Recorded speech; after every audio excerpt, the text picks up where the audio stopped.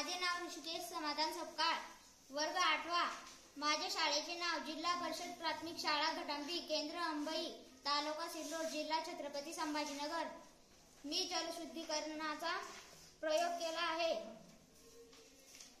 या प्रयोगाने जल शुद्ध करू शकतो। यात सर्वात आधी बॉटलच्या तोंडाला कापड बांधलेले आहे व त्यावर कापूस टाकलेला आहे। त्यानंतर त्यामध्ये बारीक रेती व त्यावर कोळसा टाकलेला आहे। त्यानंतर छोटे दगड व मोठे दगड टाकलेले आहे।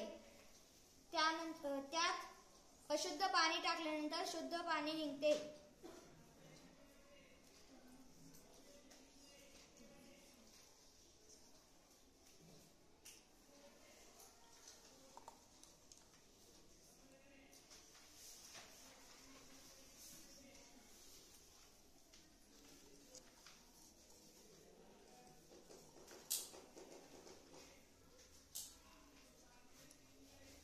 धन्यवाद।